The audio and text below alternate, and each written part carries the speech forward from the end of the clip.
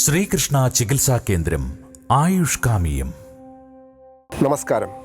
ആയുഷ്കാമിയത്തിലേക്ക് സ്വാഗതം. ആയുഷ്കാമിയം മഹാപ്രതിഭകളുടെ ജീവിതശൈലികളിലൂടെ ഒരു തീർത്ഥയാത്ര. അവരുടെ ജീവിത ചരിത്രത്തിന് ആയുർവേദ സിദ്ധാന്തങ്ങൾ കൊണ്ട് ഒരു പുനർവ്യാഖ്യാനവും.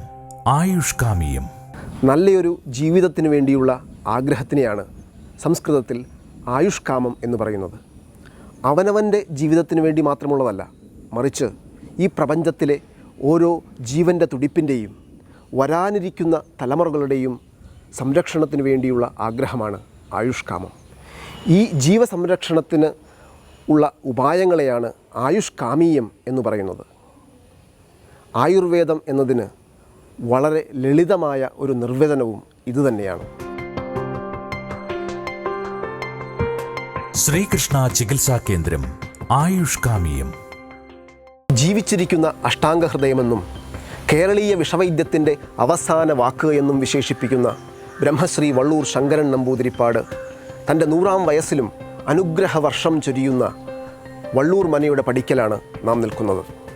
അദ്ദേഹത്തിൻ്റെ ആരോഗ്യരഹസ്യങ്ങൾക്കും ജീവിത സന്ദേശങ്ങൾക്കും വേണ്ടി കാതോർക്കുകയാണ് ആയുഷ്കാമിയം. ശ്രീകൃഷ്ണ ചികിത്സാ കേന്ദ്രം ആയുഷ്കാമിയം. തപശക്തിയാലും ജ്ഞാനബലത്താലും മനസ്സിനെ രാജസികവും താമസികവുമായ ഭാവങ്ങളിൽ നിന്നും മോചിപ്പിച്ച് സദാ ഇടതടവില്ലാത്ത ശുദ്ധമായ ത്രികാലജ്ഞാനത്തിലിരിക്കുന്നവരെ ആപ്തന്മാർ എന്ന് വിശേഷിപ്പിക്കുന്നു.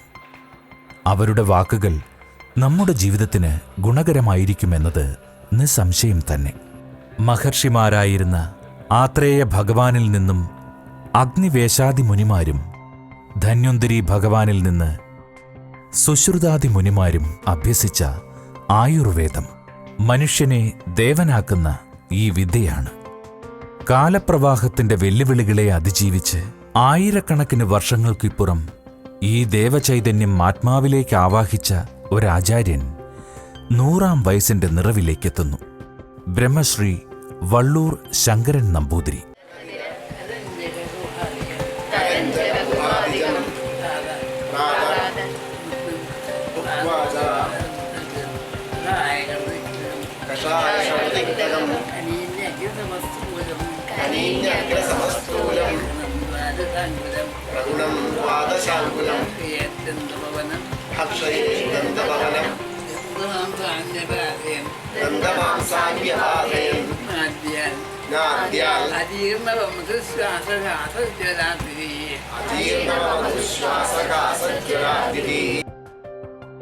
ആയിരത്തി 1917 മാർച്ച് 11-ാം തീയതി പാലക്കാട് ജില്ലയിലെ കല്ലുവഴി ഗ്രാമത്തിൽ വള്ളൂർ മനയിൽ ദാമോദരൻ നമ്പൂതിരിയുടെയും അക്കിത്തത്ത് ഉമാ അന്തർജനത്തിന്റെയും മൂത്ത മകനായി ജനനം. പരമ്പരാഗതമായി വിഷവൈദ്യം കൈകാര്യം ചെയ്തിരുന്ന വള്ളൂർ മനയിൽ ജനിച്ച ഇദ്ദേഹം 5-ാം വയസ്സിൽ ആവണപ്പറമ്പ് നാരായണൻ നമ്പൂതിരിയിൽ നിന്നും ഉപനയനശേഷം യജുർവേദം അഭ്യസിച്ചു. 9-ാം വയസ്സു മുതൽ ശ്രീ അനന്തകൃഷ്ണ ശാസ്ത്രികളുടെ ശിക്ഷണത്തിൽ സംസ്കൃത വ്യാകരണവും കാവ്യവും തർക്കവും അഭ്യസിച്ചു. അക്കാലത്തെ ആയുർവേദ പണ്ഡിതരിൽ വച്ച് അഗ്രഗണ്യനായിരുന്ന ബ്രഹ്മശ്രീ ചെറുകുളപ്പുറം കൃഷ്ണൻ നമ്പൂതിരിയുടെ കീഴിൽ അഷ്ടാംഗഹൃദയം, വിഷവൈദ്യ ജ്യോത്സനിക, വിഷചന്ദ്രിക എന്നീ ആയുർവേദ ഗ്രന്ഥങ്ങൾ അഭ്യസിച്ചു. 500-ലധികം സർപ്പദംശമേറ്റവർ ഉൾപ്പെടെ ആയിരക്കണക്കിന് രോഗികളെ പ്രതിഫലം വാങ്ങാതെ നിഷ്കാമം ചികിത്സിച്ചനുഗ്രഹിച്ചു. ജാതി വ്യവസ്ഥയ്ക്കതീതമായും സ്ത്രീ-പുരുഷ ഭേദമന്യേയും നിരവധി ശിഷ്യന്മാരെ അഷ്ടാംഗവൈദ്യവും കേരളീയ വിഷവൈദ്യവും അഭ്യസിപ്പിച്ചു.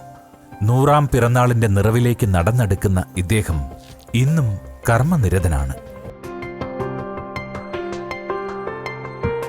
ശ്രീകൃഷ്ണ ചികിത്സാ കേന്ദ്രം ആയുഷ്കാമിയം. ശ്രീകൃഷ്ണ ആയുർവേദ ചികിത്സാ കേന്ദ്രം ആതുര സേവന രംഗത്ത് ഒരു ആയുർവേദ സ്പർശം. നാഡീസംബന്ധമായ വാതരോഗങ്ങൾക്കും സന്ധിവാതങ്ങൾക്കും ത്വക്ക് രോഗങ്ങൾക്കും നൂറ്റാണ്ടുകളുടെ പൈതൃകമുള്ള പാരമ്പര്യത്തിലൂന്നിയ ആയുർവേദ പരിചരണം.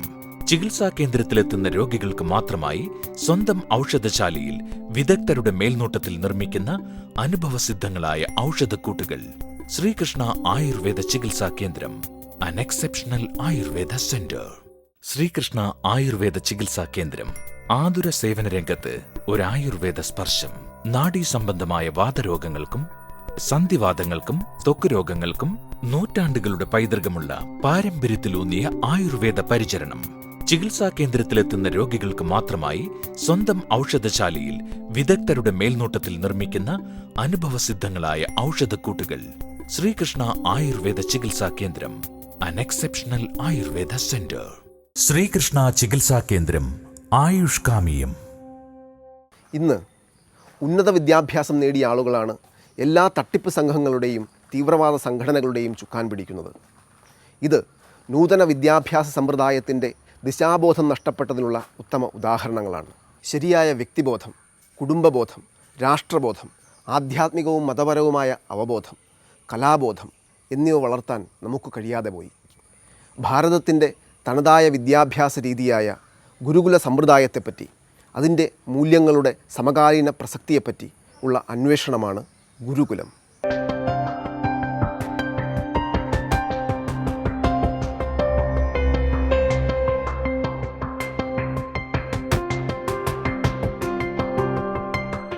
ശ്രീകൃഷ്ണ ചികിത്സാ കേന്ദ്രം, ഗുരുകുലം. പണ്ടത്തെ പഠിക്കുന്ന രീതിയും ഇപ്പോഴത്തെ പഠിക്കുന്ന രീതിയും തമ്മിൽ വളരെയധികം വ്യത്യാസമുണ്ട്. ഒന്നാമത് ഇപ്പോൾ പഠിക്കുന്നത് എങ്ങനെയാണെന്ന് വെച്ചാൽ ആവശ്യത്തിന് പഠിക്കുക, അത് കഴിഞ്ഞാൽ വേണച്ച മാർക്കം വേണ്ടെങ്കിൽ വേണ്ട, അത്രയേ ഉള്ളൂ. എന്താ അങ്ങനെയല്ല, ഇത് ജീവിതകാലം മുഴുവൻ ഓർമ്മിക്കത്തക്ക വിധത്തിൽ ഹൃദിസ്ഥാക്കണം എന്നുള്ളതാണ്. ചൊല്ലി പഠിക്കുക, പഠിച്ച മാത്രം പോരാ, ഓവർ ലേണിംഗ്. അതിപ്പോഴും സൈക്കോളജിയിൽ പറയണതാണ്. ലേണിംഗ് പോരാ, ഓവർ ലേണിംഗ് വേണമെന്ന് പറയുക. പഠിച്ചാൽ കുറച്ചുകൂടി അധികം പഠിക്കണം എന്നാൽ ഇതാവുള്ളൂ എന്നുള്ളത്. അതിലധികം പ്രധാനമായിട്ടത് സ്വാധ്യായം. എന്നും അത് എക്സസൈസ് ചെയ്യണം. രാവിലെ ഇപ്പോൾ ഞാൻ കുറച്ച് കാലം മുമ്പ് ഒരു അച്ഛനെ കണ്ട കാലം വരെ, ഒരു 10 കൊല്ലം മുമ്പ് വരെയും ഓരോ ദിവസവും അധ്യായങ്ങൾ, അവനെ പഠിച്ച കാര്യങ്ങൾ, പഠിപ്പിക്കുന്ന കാര്യങ്ങളെങ്കിലും ഓരോ അധ്യായം വീതം ദിവസേന പഠിക്കുന്നൊരു പ്രകൃതം ഉണ്ടായിരുന്നു, ശീലം ഉണ്ടായിരുന്നു. അപ്പോൾ ആ സ്വാധ്യായം എന്നുള്ളത് വളരെ പ്രധാനമാണ്. പരമ്പരാഗതമായ രീതിയിൽ ആയുർവേദം അഭ്യസിച്ച ആളാണല്ലോ അങ്ങ്. എന്താണ് ഈ പാരമ്പര്യ ആയുർവേദ വിദ്യാഭ്യാസത്തിൻ്റെ സവിശേഷത? ഗുരുനാഥൻ്റെ അടുത്ത് പഠിക്കുക പറഞ്ഞാൽ വെറുതെ പോയിരുന്ന് വായിക്കുക എന്നുള്ളതിനേക്കാൾ അത് അങ്ങനെയല്ല അതിൻ്റെ ഒരു സമ്പ്രദായം. ഒന്ന് ആ മുഖാമുഖം പഠിക്കുക പറയും. മുഖത്ത് നിന്നുണ്ടാകുന്ന ശബ്ദം അതുപോലെ, ചുണ്ടുകൾ എങ്ങനെയാണ് ഇളകണത് അതുപോലെ, മനസ്സ് എങ്ങനെയാണ് അതുപോലെ എന്നുള്ളത് തന്നെയാണ് അതിൻ്റെ പ്രത്യേകത. അത് വളരെ പ്രധാനമാണ്. പാരമ്പര്യത്തിൻ്റെ ഒരു പ്രത്യേകത അതാണ്. കാരണം അവർ വളർന്നു വീഴുന്നത് അതിലേക്കാണ്. കുലത്തൊഴിലായിട്ട് നമ്മുടെ നാട്ടിലുള്ള ഈ ഒരു വിദ്യാസമ്പ്രദായത്തിൻ്റെ ഒരു ഏറ്റവും വലിയ ഗുണം അതാണ്. എന്താണെന്ന് വെച്ച് കഴിഞ്ഞാൽ ആ കുലത്തൊഴിലാണ് ചില അവർ കൊണ്ടു നടക്കും. ഒന്ന്. രണ്ടാമത്തെ കാര്യം, ഈ ആഡപ്പ് ചെയ്യണം. ഓരോ തലമുറ ചെല്ലുന്നോറും വിജ്ഞാനം കയറി അതിൽ നിറഞ്ഞു വരികയാണ്. അപ്പോൾ എന്താ, ഒരാൾക്ക് പുതിയതായിട്ട് ഇനീഷ്യേറ്റ് ചെയ്ത് പഠിക്കേണ്ട ഒരു ബുദ്ധിമുട്ട് അവിടെ ഉണ്ടാവില്ല. ഏറ്റവും ഒന്ന്. രണ്ടാമത്തെ കാര്യം, കാണാം, വളരെ വൃത്തിയായിട്ട് കാണാം. മൂന്നാമത്തെ കാര്യം, ശാസ്ത്രം പഠിക്കുക. ഈ ഒരു പ്രിസർവ് ചെയ്യാനുള്ള കഴിവ് കൊണ്ടാണ് കേരളത്തിലെ ആയുർവേദത്തിന് ഇന്നും പ്രസക്തിയുള്ളത്. ഹീനാന്യവേഷം ആചാര്യം പര്യുപാസീത രാജവർ സയീത സുപ്ത ഏവാസ്മിൻ ഉത്തിഷ്ഠേത് അസ്യ പൂർവ്വത ന ബ്രൂയാത് കേവലം നാമ ന അസാധുഭി വിനാടയെ. ഗുരുനാഥനേക്കാൾ താഴ്ന്ന രീതിയിൽ വസ്ത്രം ധരിക്കുക, ഗുരുനാഥനെ രാജാവിനെ പോലെ പരിചരിക്കുക, അദ്ദേഹം ഉറങ്ങിയതിനു ശേഷം മാത്രം ഉറങ്ങുകയും അദ്ദേഹം എഴുന്നേൽക്കുന്നതിന് മുമ്പ് എഴുന്നേൽക്കുകയും ചെയ്യുക, ഗുരുനാഥനെ കേവല നാമം വിളിച്ച് സംബോധന ചെയ്യാതിരിക്കുക, യാതൊരു വിധത്തിലും ഗുരുനാഥന് മനപ്രയാസം ഉണ്ടാവാത്ത രീതിയിൽ പെരുമാറുക. ഇങ്ങനെ വേണം ഒരു ഗുരുശിഷ്യ പരമ്പരയിൽ ശിഷ്യൻ ഗുരുനാഥനോട് പെരുമാറുവാൻ. ഇത്തരത്തിൽ മാത്രം വിദ്യ കൈകാര്യം ചെയ്ത ഒരു പാരമ്പര്യത്തിൻ്റെ മണ്ണിൽ നിന്നാണ് ആയുഷ്കാമിയം ഇപ്പോൾ സംസാരിക്കുന്നത്. കോയമ്പത്തൂർ ആയുർവേദി ഫാർമസിയുടെ റിസർച്ച് വിങ് ഹെഡായ ഡോക്ടർ രാമനോഹർ ഗുരുനാഥൻ്റെ അടുത്ത് എത്തുകയും അദ്ദേഹത്തെ പദം എന്ന പ്രൊജക്റ്റിലേക്ക് ഇൻ്റർവ്യൂ ചെയ്തതിന് വേണ്ടിയിട്ട് ഡോക്ടർ വിജിത് ശശിധരനെ ഏർപ്പാട് ചെയ്യുകയും ചെയ്തു. ഡോക്ടർ വിജിത് ശശിധറാണ് ഇദ്ദേഹത്തിൻ്റെ അഗാധമായ പാണ്ഡിത്യം കണ്ടെത്തുകയും ഇത് ലോകത്തിന് മുന്നിൽ ഡോക്യുമെൻ്ററിയിലൂടെ വിശദമായിട്ട് പരിചയപ്പെടുത്തുകയും ചെയ്തത്. അതിനുശേഷം ലോകത്തിൻ്റെ പല ഭാഗങ്ങളിൽ നിന്നും ആയുർവേദ വിദ്യാർത്ഥികളും ആയുർവേദ ഡോക്ടർമാരും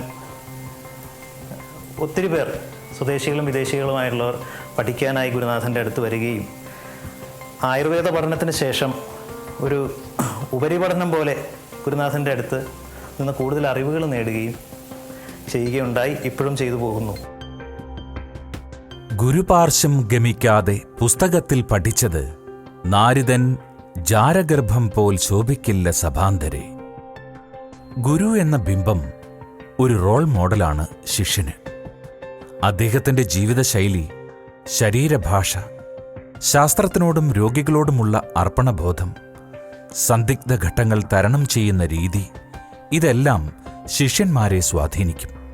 അതുപോലെ തന്നെ തലമുറകളായി കൈമാറി വന്ന പല രഹസ്യ ഉപദേശങ്ങളും കൂടി സിദ്ധിക്കുമ്പോഴേ ആയുർവേദം പോലെയുള്ള പ്രായോഗിക ശാസ്ത്രങ്ങളുടെ പരിശീലനം പൂർത്തിയാവൂ. ശ്രീകൃഷ്ണ ചികിത്സാ കേന്ദ്രം ആയുഷ്കാമിയം. ശ്രീകൃഷ്ണ ആയുർവേദ ചികിത്സാ കേന്ദ്രം ആതുര സേവന രംഗത്ത് ഒരു ആയുർവേദ സ്പർശം. നാഡീ സംബന്ധമായ വാതരോഗങ്ങൾക്കും സന്ധിവാതങ്ങൾക്കും ത്വക്ക് രോഗങ്ങൾക്കും നൂറ്റാണ്ടുകളുടെ പൈതൃകമുള്ള പാരമ്പര്യത്തിലൂന്നിയ ആയുർവേദ പരിചരണം. ചികിത്സാ കേന്ദ്രത്തിലെത്തുന്ന രോഗികൾക്ക് മാത്രമായി സ്വന്തം ഔഷധശാലയിൽ വിദഗ്ധരുടെ മേൽനോട്ടത്തിൽ നിർമ്മിക്കുന്ന അനുഭവസിദ്ധങ്ങളായ ഔഷധക്കൂട്ടുകൾ. ശ്രീകൃഷ്ണ ആയുർവേദ ചികിത്സാ കേന്ദ്രം, an exceptional Ayurveda centre. Sreekrishna Ayurveda ചികിത്സാ കേന്ദ്രം ആതുര സേവന രംഗത്ത് ഒരു ആയുർവേദ സ്പർശം. നാഡീ സംബന്ധമായ വാതരോഗങ്ങൾക്കും സന്ധിവാതങ്ങൾക്കും ത്വക്ക് രോഗങ്ങൾക്കും നൂറ്റാണ്ടുകളുടെ പൈതൃകമുള്ള പാരമ്പര്യത്തിലൂന്നിയ ആയുർവേദ പരിചരണം. ചികിത്സാ കേന്ദ്രത്തിലെത്തുന്ന രോഗികൾക്ക് മാത്രമായി സ്വന്തം ഔഷധശാലയിൽ വിദഗ്ധരുടെ മേൽനോട്ടത്തിൽ നിർമ്മിക്കുന്ന അനുഭവസിദ്ധങ്ങളായ ഔഷധക്കൂട്ടുകൾ. ശ്രീകൃഷ്ണ ആയുർവേദ ചികിത്സാ കേന്ദ്രം, an exceptional Ayurveda centre.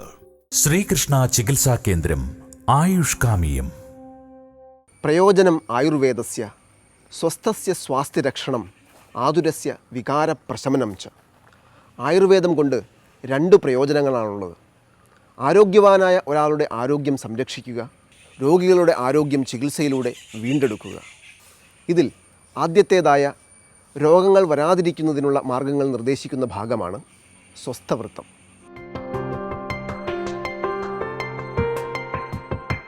Sreekrishna ചികിത്സാ കേന്ദ്രം സ്വസ്ഥവൃത്തം. അച്ഛനിപ്പോൾ 98 വയസ്സ് കഴിഞ്ഞു, 99 റണ്ണിങ് ആണ്. ഒരു മരുന്ന് കഴിച്ച് ഞാൻ കണ്ടിട്ടില്ല വരെ. അഥവാ എന്തെങ്കിലും പണ്ട് കാലത്ത് ഉണ്ടായിരുന്നത് ഒരു 2 ദിവസമോ അല്ലെങ്കിൽ ഒരാഴ്ചയോ 10 ദിവസമോ കഴിക്കാന്നല്ലാണ്ട് തുടർച്ചയായിട്ട് മരുന്ന് കഴിക്കുക എന്നുള്ളത് ഉണ്ടായിട്ടില്ല. ഇപ്പോൾ കഴിഞ്ഞ 50 കൊല്ലമായിട്ട് എനിക്കറിയാം മരുന്ന് അധികം കഴിച്ചിട്ടില്ല. പ്രധാന കാരണം ലൈഫ് സ്റ്റൈലാണ്. ഇപ്പോൾ വളരെയധികം നമ്മൾ പറയാറുള്ളതാണ്, ഈ ലൈഫ് സ്റ്റൈലിനെ പറ്റി പറയാറുള്ളതാണ്. അത് അച്ഛൻ പറയാറ് 2 കാര്യം. ശ്രീരാഘവൻ തിരുവൾപ്പാടിനെ പറ്റി പറയുക ഹിതം വിധം 2 വാക്കാണ് അദ്ദേഹം പറയാറുള്ളത്. സമയത്തെ കഴിക്കാവൂ, ചിട്ടയായിട്ട് കഴിക്കണം, ആവശ്യമുള്ളത് കഴിക്കാവൂ, ആവശ്യമില്ലാത്തത് ഒഴിവാക്കണം. നിത്യവും ബ്രാഹ്മമുഹൂർത്തത്തിൽ ഉണർന്ന് കുളിച്ച് ശുദ്ധനായി വള്ളൂർ മനയുടെ തെക്കിനിയിൽ ഈ ശ്രീരുദ്ര മന്ത്രം ജപിച്ച് 108 നമസ്കാരം പതിവാക്കിയിരുന്നു ഗുരുനാഥൻ. എല്ലാവരും അവരുടെ ജീവിതചര്യകളിൽ ശ്രദ്ധയും സ്ഥിരതയും ഉള്ളവരായിരിക്കണം എന്ന് നിഷ്കർഷിച്ച അദ്ദേഹത്തിൻ്റെ കടുത്ത നിഷ്ഠയുടെ അടയാളങ്ങളാണ് ഇവ. വളരെ ചെറുപ്പകാലം തൊട്ട് തന്നെ ഡോക്ടർ അപർണയ്ക്ക് ഗുരുനാഥനെ പരിചയമുണ്ടല്ലോ. ഇപ്പോഴത്തെ കാലഘട്ടത്തിൽ 50 വയസ്സ് 60 വയസ്സ് കഴിഞ്ഞാൽ തന്നെ ഹിപ്പ് റീപ്ലേസ്മെൻറ്റും നീ റീപ്ലേസ്മെൻറ്റും പോലെയുള്ള സർജറികൾ വേണ്ടി വരുന്നു. പക്ഷേ ഗുരുനാഥന് ഇരിക്കുന്നതിനോ നടക്കുന്നതിനോ ഒന്നും യാതൊരു ബുദ്ധിമുട്ടുമില്ല. അതിനെപ്പറ്റി എന്താണ്? അത് എന്ത് ജീവിതചര്യ കൊണ്ടാണോ എന്താണ്? അതെ, തീർച്ചയായിട്ടും അത് ജീവചര്യ കൊണ്ട് തന്നെയാണ്. നമ്മുടെ ഭാരതീയ സംസ്കാരത്തിൻ്റെ എടുത്തു പറയേണ്ട ഒരു കാര്യമാണ് മുഖാമുഖ പഠനം. അത് ആ ഗുരു പരമ്പരയിൽ കൂടെയാണ് വരേണ്ടത്. അപ്പം നിലത്തിരുന്നിട്ട് തന്നെ അത് പഠിക്കണം എന്നുള്ളതാണ് എൻ്റെ കാര്യം. ഇപ്പോൾ ഞാനിപ്പോൾ അദ്ദേഹത്തിൻ്റെ അടുത്ത് 10 കൊല്ലക്കാലം പഠിച്ചു. ആ 10 കൊല്ലം എല്ലാ ദിവസവും അദ്ദേഹം നിലത്തിരുന്ന് നേരെ ഇരിക്കി കുട്ടി, നിവർന്നിരിക്കി കുട്ടി, നട്ടല് നിവർത്തി ചമ്രം പടിഞ്ഞിരുന്ന് മുഖത്ത് നോക്കിയിട്ട് ചൊല്ലിത്തരിക. അപ്പം അതുകൊണ്ട് എന്താണെന്ന് വെച്ചാൽ നമ്മുടെ എല്ലാ സന്ധികൾക്കും വ്യായാമം കിട്ടുന്നുണ്ട്. ഹിപ്പ് ജോയിൻറ്റിലാണെങ്കിലും മുട്ടിലാണെങ്കിലും എല്ലാത്തിനും വേണ്ട രീതിയിൽ വ്യായാമം കിട്ടുന്നുണ്ട്. അതിൻ്റെ കൂടെ തന്നെ അദ്ദേഹം നമസ്കാരം ചെയ്യാനും പറയുന്നുണ്ട്.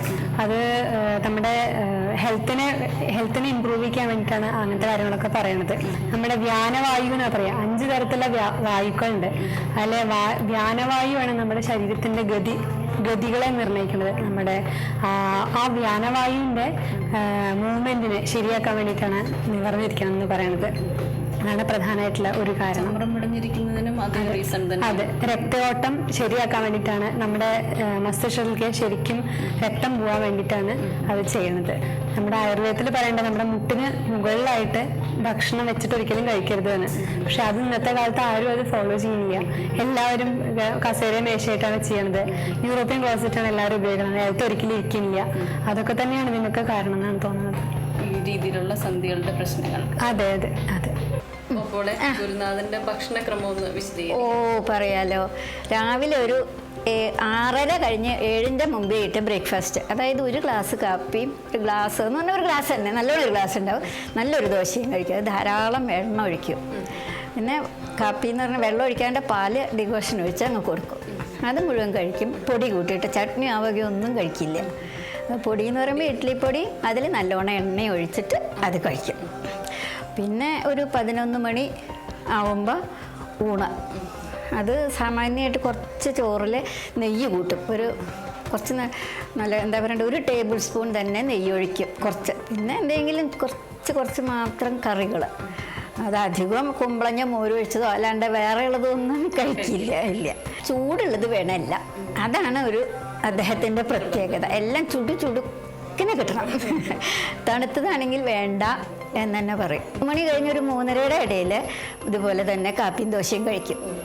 കാപ്പിയും ദോശയും ഇതുപോലെ തന്നെ ബ്രേക്ക്ഫാസ്റ്റ് പോലെ തന്നെ ദോശയും കാപ്പിയും അത് കഴിക്കും. രാത്രി അതെ, കുറച്ച് ചോറുണ്ണും. അത് 7:30 കഴിഞ്ഞ് 8 മണിക്ക് മുമ്പേ, മിക്കവാറും 8 മണിയാവും ഊണ് കഴിക്കാൻ. പക്ഷേ ഒരു വ്യത്യാസം ഇപ്പോൾ കാണുന്നത് എന്താണെന്ന് വെച്ചാൽ, എന്താ പറയേണ്ടത്, എല്ലാ അധികം കറികൾ കഴിക്കുന്നില്ല. അതിന് പകരം ശർക്കരയാണ് കൂട്ടി കഴിക്കുന്നത്. പിന്നെ പായസമാണെങ്കിൽ അത് കഴിക്കും. അപ്പോൾ ഇടയ്ക്ക് ഞാൻ ചോറിന് പകരം പായസമാക്കി കൊടുക്കും. അതിനിപ്പോൾ ആ പായസമാണെങ്കിൽ കഴിക്കും, അല്ലാന്ന് വെച്ചാൽ അതും കഴിക്കണില്ല. അല്ല ശർക്കര പായസം എന്ന് പറയും.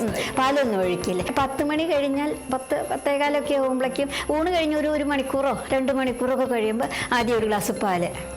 ധാരാളം കഴിക്കണം എന്ന് പറയണതില്ല. പിന്നെ അതേപോലെ തന്നെയാണ് ധാരാളം വെള്ളം കുടിക്കണം എന്ന് പറയണുണ്ട് ഇപ്പോൾ. പക്ഷെ അച്ഛൻ്റെ കാര്യത്തിൽ എന്താ പറയേണ്ടത്, ഒക്കെ കൂടിയിട്ട് ഒരു ഊണ് കഴിക്കുമ്പോൾ ഒരു വായ ചുക്കവെള്ളം എന്നൊക്കെ പറയണ പോലെ അത്രയും തന്നെ കഴിക്കുള്ളൂ, കൂടുതലൊന്നും കഴിക്കണില്ല. അതെ, ചുക്കുവെള്ളം തന്നെയാണ് ചുക്കുവെള്ളം തന്നെയാണ് കഴിക്കുക. കാപ്പി കഴിഞ്ഞാൽ ചുക്കുവെള്ളം, പച്ചവെള്ളം തൊടില്ല. വാദപ്രകൃതിയുള്ള ശരീരമാണ് ഗുരുനാഥൻ്റേത്. ശീതദ്വിഷ, തണുപ്പിനോട് അദ്ദേഹത്തിനുള്ള വെറുപ്പ്, മധുരാമ്ല പടൂഷ്ണ സാത്മ്യകാംക്ഷ, മധുരത്തിനോടും ചൂടിനോടും ഉള്ള അദ്ദേഹത്തിൻ്റെ കടുത്ത ആഗ്രഹം, അത് ഉപയോഗിക്കുമ്പോൾ അദ്ദേഹത്തിന് ഉണ്ടാകുന്ന സുഖം, കൃശ ദീർഘാകൃതയ, മെലിഞ്ഞ അദ്ദേഹത്തിൻ്റെ ശരീരം, ഇതെല്ലാം വാദപ്രകൃതിയുള്ള ശരീരത്തിൻ്റെ ലക്ഷണങ്ങളാണ്. അതുകൊണ്ട് തന്നെയാണ് അദ്ദേഹത്തിന് ആഹാരത്തിൽ മധുരവും എണ്ണയും നെയ്യും എല്ലാം അധികമായി ഉപയോഗിക്കേണ്ടി വരുന്നതും അതുകൊണ്ട് യാതൊരു ദൂഷ്യഫലങ്ങളും ഉണ്ടാവാത്തതും. ആയുർവേദത്തിൻ്റെ നിരന്തരമായ പാഠ അവബോധ അനുഷ്ഠാനങ്ങളിലൂടെ തെളിഞ്ഞ ബുദ്ധിശക്തിയും കാഴ്ചശക്തിയും കേൾവിശക്തിയും നിലനിർത്തിക്കൊണ്ട് തന്നെ 100 സംവത്സരങ്ങൾ ആരോഗ്യപൂർണമായി ജീവിക്കാനാവും എന്ന ആയുർവേദ സിദ്ധാന്തത്തിൻ്റെ ജീവിക്കുന്ന ഉദാഹരണമാണ് ഗുരുനാഥൻ. ശ്രീകൃഷ്ണ ചികിത്സാ കേന്ദ്രം ആയുഷ്കാമിയം. ശ്രീകൃഷ്ണ ആയുർവേദ ചികിത്സാ കേന്ദ്രം ആതുര സേവന രംഗത്ത് ഒരു ആയുർവേദ സ്പർശം.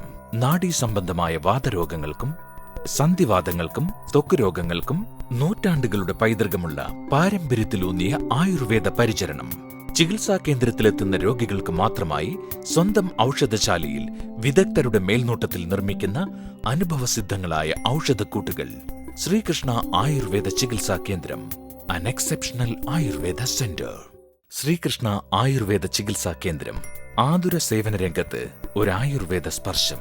നാഡീ സംബന്ധമായ വാതരോഗങ്ങൾക്കും സന്ധിവാതങ്ങൾക്കും ത്വക്ക് രോഗങ്ങൾക്കും നൂറ്റാണ്ടുകളുടെ പൈതൃകമുള്ള പാരമ്പര്യത്തിലൂന്നിയ ആയുർവേദ പരിചരണം. ചികിത്സാ കേന്ദ്രത്തിലെത്തുന്ന രോഗികൾക്ക് മാത്രമായി സ്വന്തം ഔഷധശാലയിൽ വിദഗ്ധരുടെ മേൽനോട്ടത്തിൽ നിർമ്മിക്കുന്ന അനുഭവസിദ്ധങ്ങളായ ഔഷധക്കൂട്ടുകൾ. ശ്രീകൃഷ്ണ ആയുർവേദ ചികിത്സാ കേന്ദ്രം, an exceptional Ayurveda centre. Sreekrishna ചികിത്സാ കേന്ദ്രം ആയുഷ്കാമിയം. ശാന്തേ അഗ്നേർമ്രിയതേ യുക്തേ ചിരം ജീവത്യനാമയ രോഗീ സ്യാദ് വികൃതേ മൂലം അഗ്നിസ്തസ്മാത് നിരുച്യതേ. മനുഷ്യ ശരീരത്തിനുള്ളിലുള്ള ജഠരാഗ്നിയുടെ നാശമാണ് മരണം. മനുഷ്യ ശരീരത്തിൻ്റെ അഗ്നിയുടെ ചിരമായ ദൃഢമായ നിലനിൽപ്പാണ് നമുക്ക് ദീർഘായുസ്സിനെ പ്രദാനം ചെയ്യുന്നത്. അതുപോലെ തന്നെ ഈ അന്തരാഗ്നിയുടെ വികാരമാണ് രോഗവും. ഇങ്ങനെ ആഹാരത്തെ ദഹിപ്പിച്ച് ശരീരമാക്കി മാറ്റുന്ന അന്തരാഗ്നി തന്നെയാണ് മനുഷ്യ ശരീരത്തിൻ്റെ മൂലം. ഇത്തരത്തിലുള്ള ആയുർവേദത്തിൻ്റെ തനതായ സിദ്ധാന്തങ്ങളുടെയും രോഗനിർണയ രീതികളുടെയും അവലോകനമാണ് ആതുരവൃത്തം. ശ്രീകൃഷ്ണ ചികിത്സാ കേന്ദ്രം ആതുരവൃത്തം. ദശകങ്ങൾക്ക് മുമ്പുള്ള ആയുർവേദ ചികിത്സ അത് ഗുരുനാഥനിൽ നിന്നും കൂടാതെ അക്കാലത്ത് മഹാരഥന്മാരായിട്ടുള്ള കുലപതികളായിട്ടുള്ള പുത്തഞ്ചേരി മൂർത്ത്, വൈദ്യമഠ അച്ഛൻ മൂർത്ത്, അങ്ങനെ പല ആളുകളിൽ നിന്നും കാണാനും പഠിക്കാനും അവരെ അവസരം കിട്ടിയ വളരെ വിരളം ആളുകളിൽ ഒരാളാണ് സുബ്രാൻ. അന്നത്തെ ആയുർവേദ ചികിത്സയുടെ സമ്പ്രദായം എന്തായിരുന്നു എന്ന് വിശദീകരിക്കുക. അന്നത്തെ ഈ ആദ്യം ഒരു രോഗി വരികയെന്ന് വെച്ചാൽ വന്നു എന്ന് കേട്ടാൽ അപ്പം അങ്ങോട്ട് വൈദ്യൻ അതിനങ്ങോട്ട് സന്നദ്ധനായിട്ട് വേറെ ഒന്നും ചിന്തിക്കാതെ അതിനെ പുറത്തിരുന്നു. ഇനി അഥവാ ഈ രോഗിയെ കാണാൻ പോകേണ്ട നിലയാണ്, അവശനായി കിടപ്പാണ്, ആ നിലയ്ക്കാണെന്ന് വെച്ചാൽ ശിഷ്യന്മാരോട് കൂടിയിട്ട് വൈദ്യൻ പോയിട്ട് ശിഷ്യന്മാർ നോക്കി നിൽക്കും, എന്തൊക്കെ എല്ലാ ഇതും കയ്യിൽ കരുതിയിട്ടുണ്ടാവും. എന്നിട്ട് ഗുരുനാഥൻ ഒരു രോഗിയുടെ അടുത്ത് ഇരുന്നിട്ട് 1 മണിക്കൂർ 1.5 മണിക്കൂർ ആ രോഗിയുടെ സകല ഒക്കെ നല്ലോണം ശ്രദ്ധയോട് നോക്കും. ആ സമയത്ത് എന്തെങ്കിലും പുറമെ കേൾക്കുകയോ കാണുകയോ ഒന്നും ചെയ്യില്ല. ആ നോട്ടത്ത് ഈ പഴയ വൈദ്യമഠം അച്ഛൻ പറയാറുണ്ട്. അച്ഛൻ പെണ്ണായ സമയത്ത് അദ്ദേഹം വന്നിട്ട് കുളി കഴിഞ്ഞ് അങ്ങനെ ഞങ്ങൾ മുകളിലേക്ക് വന്നു. അപ്പോൾ അച്ഛൻ ഒരു സഞ്ചാരമായി കിടക്കുക, കാലിൽ മടങ്ങിയെന്നോ നിർത്താൻ പറ്റില്ല. അദ്ദേഹം അങ്ങനെ അങ്ങോട്ട് നോക്കി നിന്നു എന്ന്. ആ നോക്കി നിൽക്കൽ കണ്ടപ്പോൾ അച്ഛൻ വേദനയെ മറന്നു. ഉള്ളിക്ക് ഇങ്ങോട്ട് ആഴ്ന്ന് കടക്കും പോലെയുള്ള നോട്ടാണ്. ആ നോട്ടം കഴിഞ്ഞ ശേഷം ഇപ്പോൾ എന്തൊക്കെയാണ് ഉള്ളത് അതൊക്കെ ചോദിച്ച് മനസ്സിലാക്കിയിട്ട് ശിഷ്യനോട് ആ പെട്ടിയിട്ട് ആ ഗുളിക കൊടുത്തു. പിന്നെ അതാ കൊടുത്തു. പിന്നെ അതോടെ പിന്നെ അങ്ങനെ ഇതേപോലെയാണ് സകലരും. കുട്ടഞ്ചേരിയാണ് ഈ ലാന്തോ മൂസ്മാരാണ് ഒപ്പം ശിഷ്യന്മാർ. അവരെ എത്തിക്കും, മസ്തി ചെയ്യൂ, ഇന്നത് ചെയ്യൂ പറഞ്ഞാൽ അദ്ദേഹം പോകും. അവരത് കഴിച്ചോളണം. അത് വല്ല ശ്രദ്ധ പാകപ്പഴയും വന്നു വെച്ചാൽ പിന്നെ അവർക്ക് പിന്നീട് അത് അവർ ചെയ്യുക. ഈ നോട്ടത്തിൽ എന്തൊക്കെയാണ് പാരമ്പര്യമായിട്ടുള്ള ഒരു രോഗി പരീക്ഷയിൽ ഗുരുനാഥനാണെങ്കിൽ ഉദരം പരിശോധിച്ച് ആമുണ്ടോ എന്ന് നോക്കുക, അങ്ങനെയൊക്കെയുള്ള എന്തൊക്കെ തരത്തിലുള്ള കാര്യങ്ങളാണ് രോഗിയെ നോക്കുന്നു പറഞ്ഞത്. തൊട്ട് നോക്കുക, ദർശന സ്പർശന പ്രശ്നങ്ങളൊക്കെ എന്തൊക്കെയാണ് 2-3 ഉദാഹരണങ്ങൾ പറയാം. ദർശന സ്പർശന പ്രശ്നം ഈ 3 വിധത്തിൽ, അല്ലാതെ വേറൊരു ഉപകരണമില്ല ആയുർവേദത്തിലാവുമ്പോൾ. അപ്പം ദർശനം കൊണ്ട് ആദ്യം ഈ പ്രശ്നം എന്തൊക്കെയാണ്, എങ്ങനെയാണ് തുടങ്ങിയത്, അത് കഴിഞ്ഞ ശേഷം അത് നല്ല ആലോചിക്കും. അത് കഴിഞ്ഞിട്ട് ആ ആളെ തൊട്ട് ക്ഷാമാണോ നിരാമാണോ അല്ല രക്തവാതമാണോ വെച്ചാൽ ചൂടുണ്ടോ നീരുണ്ടോ ശോഷിപ്പുണ്ടോ എല്ലാം നോക്കും. പിന്നെ ആ രോഗിയുടെ ദേഹത്തിൻ്റെ ബലാബലങ്ങൾ ഓജസ് എങ്ങനെ ഇരിക്കുന്നു, ഓജസ് ക്ഷയിച്ചു വെച്ചാൽ ഓജസ് ദേഹബലം ഓജസ്സും വർദ്ധിക്കണം, രോഗം ക്ഷയിക്കണം. ആ നിലയ്ക്ക് അതിൽ ഏതിലാണ് ഈ കുറവ് വരുന്നതെന്ന് നല്ലോണം ശ്രദ്ധിച്ച് അതിനനുസരിച്ച് കൊടുക്കുക. അതാണ്. അപ്പോൾ ഈ സാമനിരാമം നല്ലോണം ഈ ശീലമുള്ളവരാണെന്ന് വെച്ചാൽ അത് തൊട്ടാൽ പറയാൻ പറ്റും ഇന്നക്കിലാണ് ആമുണ്ട്. അപ്പോൾ അതിന് ഈ പക്വാശയത്തുനിന്ന് പെട്ടാന്ന് വെച്ചാൽ അതിൻ്റെ സമനായിട്ടേ വേണ്ടു, അല്ലാതെ മേപ്പെട്ടാന്ന് വെച്ചാൽ വമനം. അതെ, അങ്ങനെ എല്ലാം ഈ ദർശന പ്രശ്നം കൊണ്ട് മുഴുവനും മനസ്സിലാക്കണം. അത് കഴിഞ്ഞ ശേഷമാണ് ശിഷ്യനെ ആക്കിയിട്ട് പോവുക. പ്രത്യേകിച്ച് വിഷവൈദ്യമാകുമ്പോൾ ഈ ദൂതലക്ഷണങ്ങളും ഇഷ്ടലക്ഷണങ്ങൾക്കും വലിയ പ്രാധാന്യമാണ്. അതിൻ്റെ ഒരു സാമാന്യമായിട്ട് വിവരണം. അച്ഛൻ ആദ്യം ദൂതലക്ഷണത്തിൻ്റെ ദൂതലക്ഷണം കൊണ്ട് ഈ രോഗിയുടെ ശകുനം ദൂതലക്ഷണം ഇതുകൊണ്ട് രോഗിയുടെ വിഷം തട്ടി വരും, ഇന്നത് വരും, ഇന്ന വിധത്തിലാണ് വരിക, ഇന്ന ദിക്കുന്നാണ് വരിക, ഇതൊക്കെ പറയാൻ പറ്റും. അത് കഴിഞ്ഞ് അയാളെ വിളിച്ച് പറയണത് അകലെന്നാണ് വിളിച്ച് പറയണ രീതി.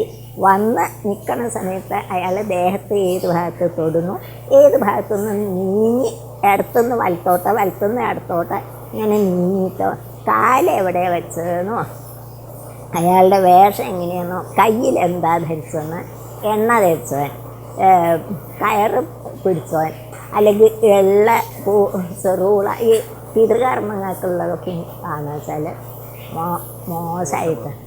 അപ്പം അതിൽ നിന്നും പിന്നെ ഈ അക്ഷരങ്ങളെ കൂട്ടി നോക്കിയിട്ട് അങ്ങനെ. പിന്നെ ശരം വരുന്ന ദൂതം വരുന്ന സമയത്ത് ഇങ്ങനെ നോക്കുക. അപ്പോൾ ഈ ശ്വാസം, 2 ശ്വാസം ഏതൊക്കെ വിധത്തിലാണ് വരുന്നത് ആ ശരത്തിൻ്റെ നോക്കിയിട്ട് നാസികയിൽ കൂടെ വരുന്നു. അപ്പം ഈ ദൂതനും ആ ഭാഗത്താണ് എന്ന് വെച്ചാൽ അനുകൂലമാണ് അല്ലെങ്കിൽ പ്രതികൂലമാണ്. ഇങ്ങനെ 8 ലക്ഷണം പറയും. 8ാമത്തെ ആണെന്ന് വെച്ചാൽ ഒന്നും തട്ടിയിട്ടില്ല, വെറുതെ ശങ്കിച്ച് വന്നതാണ്. ഇങ്ങനെ ഇതൊക്കെയും പറയാൻ പറ്റും. പക്ഷേ അതൊരു ആയുസ്സിൻ്റെ പകുതി ഭാഗം അതിനെ ഉപാസിക്കണം. അതാണ് ഭൂതലക്ഷണം. അതേപോലെ മരണലക്ഷണം, അത് ധാരാളം സാധാരണ ഒരു മരണമാണ് വെച്ചാൽ തന്നെ ആ മരണലക്ഷണം ഏകദേശം ഒരു ഭാഗത്ത് തണുപ്പ്, ഒരു ഭാഗത്ത് ചൂട്, അതുപോലെ പെട്ടെന്ന് അങ്ങോട്ട് വയർക്കുക. പാമ്പിൻ്റെയൊക്കെ ആകുമ്പോൾ ഈ പ്രലേപനം ഒന്നിച്ച് വറയ്ക്കുക, ഒന്നിച്ച് ചൂടാവുക, അതുപോലെ എരിപൊരി സഞ്ചാരം, ഈ വ്യാധിയൊക്കെ നോക്കിയ മരണലക്ഷണം അത് ശരിക്കും അറിയാനും പറ്റും. അത് ആ പറഞ്ഞ വിധം തന്നെ ഭരിക്കും. ചികിത്സയുടെ കാര്യത്തിൽ പ്രേക്ഷകർക്ക് വേണ്ടിയിട്ട് എന്തെങ്കിലും ഇപ്പോൾ എട്ടുകാലി വിഷയത്തിലോ മറ്റോ സാധാരണയായിട്ട് കാണുന്നതാണ് ഫലപ്രദമായിട്ട് ചെയ്യാൻ പറ്റുന്ന 1-2 കാര്യങ്ങൾ ഫലപ്രദമായിട്ട് പറയുക വെച്ചാൽ ഈ ഇതില്ലേ 8 കാലി വർഷത്തിന് ഈ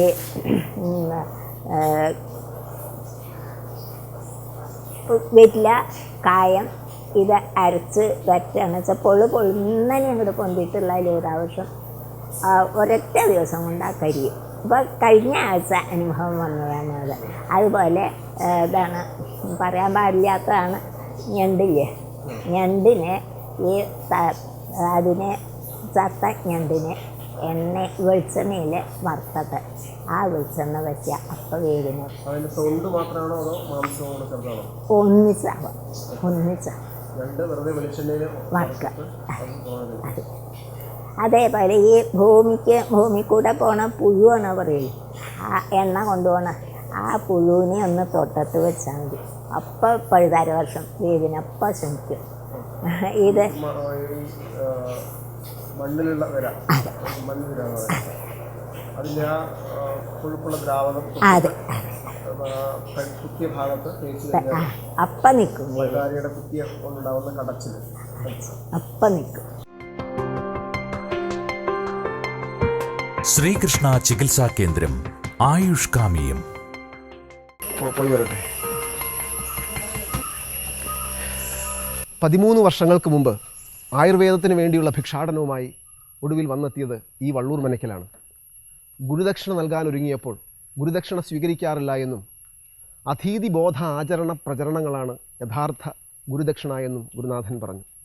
ശാസ്ത്രം വേണ്ടവണ്ണം അധ്യയനം ചെയ്യുക, അത് വേണ്ട വിധത്തിൽ ബോധിക്കുക, അവനവൻ്റെ ജീവിതത്തിൽ ആചരിച്ച് അത് അനുഭവം വരുത്തുക, മറ്റുള്ളവർക്ക് വേണ്ടി അത് പകർന്നു കൊടുക്കുകയും പ്രചരിപ്പിക്കുകയും ചെയ്യുക. ഇതാണ് ഗുരുനാഥൻ ഗുരുദക്ഷിണയായി ആവശ്യപ്പെട്ടത്. ശാസ്ത്രപ്രചരണം എന്ന ആ ഗുരുദക്ഷിണ ഈ ആയുഷ്കാമീയം എന്ന എളിയ പരിപാടിയിലൂടെ ഗുരുദക്ഷിണയായി അദ്ദേഹത്തിൻ്റെ കാൽക്കൽ സമർപ്പിക്കുകയാണ്. നന്ദി, നമസ്കാരം. ശാന്തി ശാന്തി ശാന്തി. ശ്രീകൃഷ്ണ ചികിത്സാ കേന്ദ്രം ആയുഷ്കാമിയം.